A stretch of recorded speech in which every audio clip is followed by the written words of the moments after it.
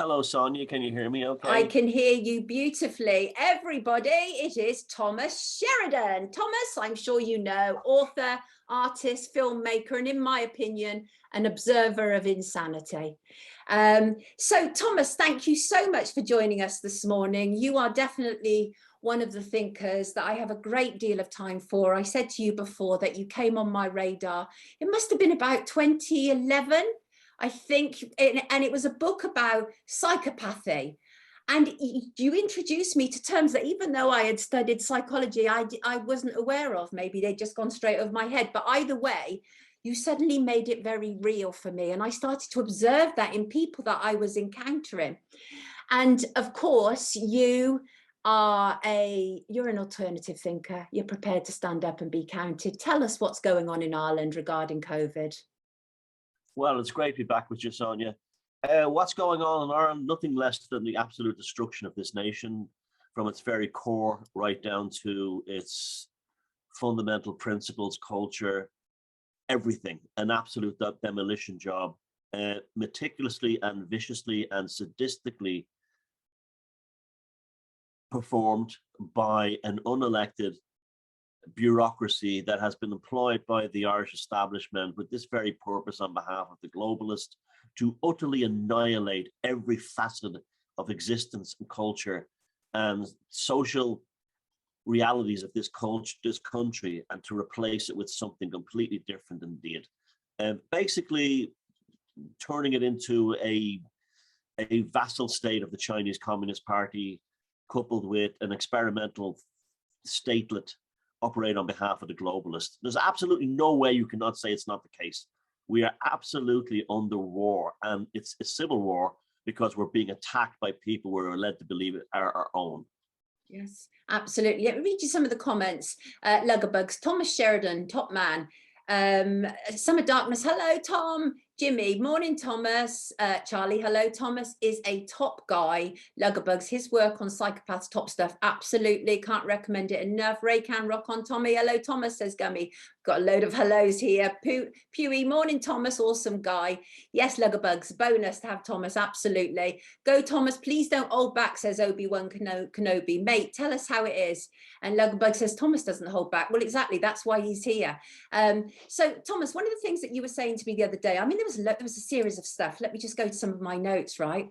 So you were talking about how it's like a ghost town now for you, you know, Belfast, for example. Well, Belfast is actually doing well because it's still in the UK, where there's still an element of sanity. Remember, you guys went for Brexit, so you actually attacked to a certain degree from the globalists. Right. Here, the Brexit thing was used as still used, not by the people, but by the establishment as a symbol that the United Kingdom has gone nuts.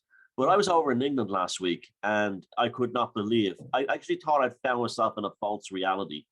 They see people in most of the north of England where I was, without masks, living their lives, having to go do the most amazing thing of going into a coffee shop or a cafe and ordering a coffee without having to produce a digital yellow star. Right. Was an absolutely amazing experience for me. Belfast was actually quite cool as well. Right. The biggest pride of my life was going down to Dublin, my hometown, walking outside the central bus station, where there's also a tram station, a big train station, and it might as well have been Christmas morning. It was dead. They have absolutely killed a city of 1.5 million people through everything from coercion to threats to out-and-out terror campaigns that would actually put, you know, any kind of totalitarian dictatorship in shame by the way they've actually attacked people's minds. It's a masterclass in the destruction of the psychology of the Irish people. Well, that's absolutely right. It is a masterclass. If we aside from how abhorrent it is to all of us, it's very clever how it's been done. Obviously, they've used all the tactics that you ever use. People are completely driven by the fear of it, obviously. One of the other things you talked to me about was, am I pronouncing this right? Mython, which is it's a group, isn't it? And you're saying the government, well, they're essentially operating as an occupational government, right? Method is the name of the organization. Method, right. Yeah, it's an NGO type. It's a civil service bureaucracy filled with people that have no background in this. In fact, one of them, the leader of the group, is a guy called Dr. Tony Houlihan, whose previous escapade in this regard was to be involved in a horrific cervical smear campaign, scandal, which led to several women dying. And this guy should have been, his reputation should be absolute muck. He was rehabilitated by the Irish establishment as this superhero, a daddy of the nation, who was going to save us all from this invisible threat. So there was actually, they were actually putting posters of him on the street, dressed as Superman coming out of a phone box. This is like Stalinist, you know, Pol Pot, Kim Il-jung, North Korea type things going on here, and people falling for it. Yeah. Now, these people is the specific brief of them is to basically say, we have to lock down everything, right? And then the government's going, ooh, we don't really want to lock down everything, but the experts said we should. So what can we do? They're the experts, and then they'll lock it down. So that way, the politicians, the vile, treasonous entities that are undeserving of public office in this country will hide behind them while they demolish our civil rights and continue to unleash all manner of digital yellow stars upon their own population. Yeah, it's absolutely insane. What was it you were telling me about Irish spies in Sweden? It came out last year that Sweden was having tremendous success not having a lockdown. The Swedes approached it correctly. They took people who were vulnerable, people who were elderly, people who had cancer, HIV, diabetes, anyone at risk of severe respiratory conditions, anyone at any risk was protected by COVID, from COVID. Everyone else was basically under a within reasonable sensibility, was told carry on with your life, and we'll let herd immunity do the rest. So therefore, protection for the sick, herd immunity for the healthy. The typical classic way you deal with a pandemic. Now, the Irish government were looking bad when the Swedes were showing to have the same death rates, and now the pandemic is over there now, as Ireland. So what they did was they were actively setting up a lobby in Sweden that was actually writing letters to the media, calling radio stations, saying, we need to have a lockdown, we need to have a lockdown. This is East German Stasi type stuff. Now, I've always had problems with my country, my government in particular, all my life, but I never actually thought we were an evil nation. Right. And here we are, not only emulating Stasi type behaviors at home, but actually doing them, trying to interfere. It was a major scandal in Sweden. Basically, the Swedes discovered that the Irish government were interfering in their democracy. Shocking. I mean, it is absolutely shocking. The other thing that you said to me, and I think is absolutely right, is look how it's all now being, suddenly it's gone from COVID-19, it's gone into the whole climate change thing, and it's the same body of people, isn't it? Classic bait and switch. This is what they've always wanted anyway. But there's other things too. I mean, I still talk to people all about it all the time. And we go through all the things. It's climate, it's banking, it's all this stuff. And perhaps it is all those things. Yeah. But the fundamental change to the human race is what I can't get my head around. Yeah. It's like, if you told me they were invaded by aliens, that would be just a good enough excuse as anything else at this point.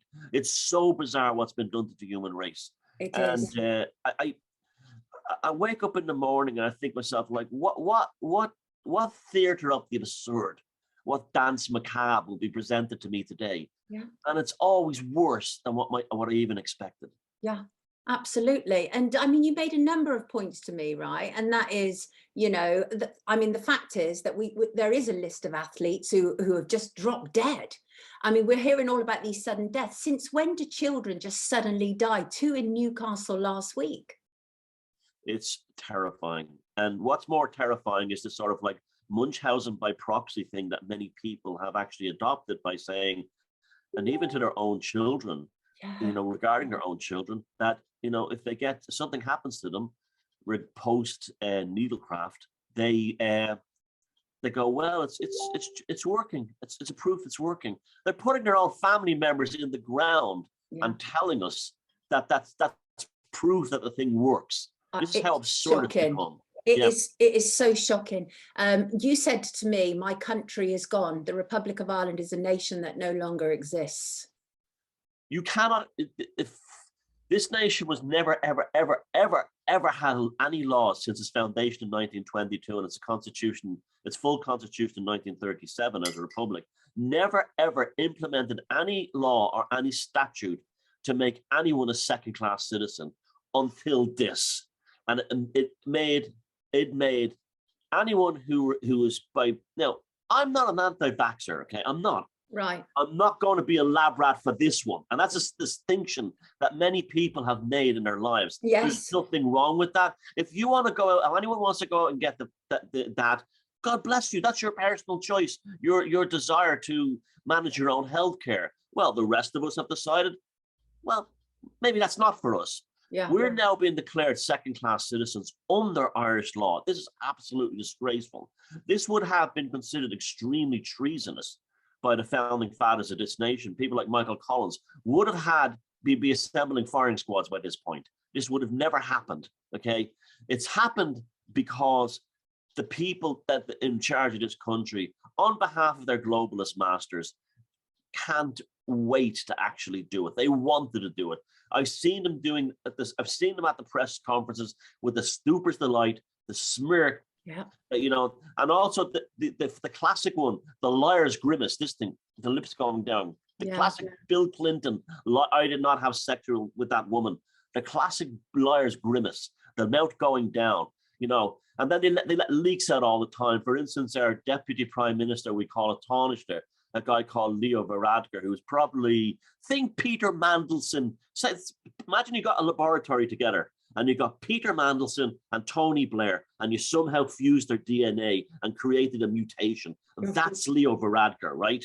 Now, Leo Varadkar, this person, was asked he was opening some university campus thing the other day down in Limerick, and they said to him, will there be a lockdown this year? And he goes, probably not, but maybe next year. Now, what was this? This is a leak. This is he loves doing this. He loves leaking out the little things his globalist masters have told him to say, and he puts them out there. And this is a vicious political predator who actually will do anything to advance his political career in the same kind of style as a Tony Blair. Yeah. And I'd also asked you whether you thought that this was all designed to be crazy making, because it certainly, I believe it is. Well, it absolutely is. I mean, you know, the conflicting things at the start. You have a lockdown with no masks, then you have to have masks. Then try 2 masks. Then try 3 masks. Okay, here's your inoculation. Yeah. Here's your second one. Here's your booster. Oh, you're dying. Oh, you got lesions. Oh, your sister died of blood clots. That means it's working. I mean, what, Sonia? There's days I wake up. There's days I wake up and say, what planet am I actually on? Yeah. Yeah, but we mustn't forget, and one of the things that you said to me is we must remember that there are positives. You talked about a parallel society.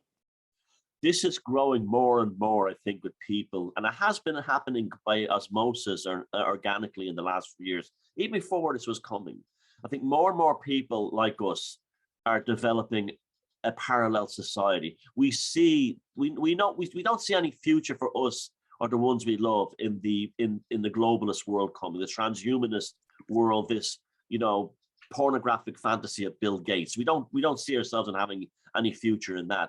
So more and more people are literally living like they don't watch TV. Look at the ratings for mainstream TV. Absolutely, it's plummeting. Yep, they won't pay their TV licenses. Yeah. They won't do lots of things. They don't register for this. They don't vote. You know, they don't vote especially. Things like that. They don't bother with anything. They live as if everything doesn't exist. My attitude is society, how to live with society right now is, imagine you live next door to a crazy family. That's the regulars. That's the current system. Yeah. You may wave at them now and again to be friendly, but you don't invite them over for dinner. This is how we are now. We have to be this way. Detach ourselves. We'll eventually have our own economies. We'll have our own local groups taking care of things. And it even says it in the Great Reset. In the documents, it even says on the World Economic Forum, there will be large numbers of people who will choose not to be part of these, of the new system, and will probably live in rustic old villages outside this main cities. And I'm like, They're saying that as a horrible thing. To me, that would be like an idyllic existence. Absolutely. Absolutely. Get away from all this madness. And finally, the other thing that you said to me, which I think is so powerful, and that is we mustn't forget that we are a consequence of all of our ancestors' DNA and what that actually means and what it stands for. Well, this is what that gets me. You know, this is not a vaccine in the traditional sense. This is an RNA augmentation experimental treatment to actually fundamentally change your essence as a person, as a biological unit, which you carried inside yourself from the very first proto-humanoids 1 million, 2 million years ago. And you've carried that all through your ancestors who were Vikings and Celts and Romans and Anglo-Saxons and everything else. And if you were an African, you're Zulu, Native American, you've carried all this precious DNA all through you all your life. And what you have today did not happen by accident. The establishment and the elites did not give you freedom to vote, women's the right to vote, the right to healthcare, and all these other things to be taken care of, and a decent standard of living. They were fought tooth and nail by your ancestors who went down the mines, fought in the wars, stood on the picket lines, actually starved or lived in dire poverty, knowing that it would be better for their grandchildren. And you're going to betray them. You're going to betray them and their legacy by saying to them, your heritage means nothing. Here's something from Pfizer. Here's something from Moderna. Yeah. It's absolutely horrible. Now, again, if that's their personal choice, I don't blame them. But this is a thing. You're a product of 1,000 loves and 1,000,000 struggles. And you've got to remember that you're carrying your ancestors in your DNA and all the things they went through. You know, don't dishonor them. Yeah, absolutely. On that note, which is the most perfect note, I'm going to bid you farewell. Thank you so much for joining us, Thomas. Loads of great comments going on here. Totally support. Jimmy says he wants to be your neighbor. Listen, really, really appreciate your time this morning. Do come back and join us. This is going to be an ongoing thing, and I want some of the brightest and best thinkers around to be joining us as regularly as possible. Have a great weekend, Thomas. Take good care of yourself. Thanks for all you do. You too, Sonia, and well done on the success of your new show. Thank you, darling. Take good care. Bye.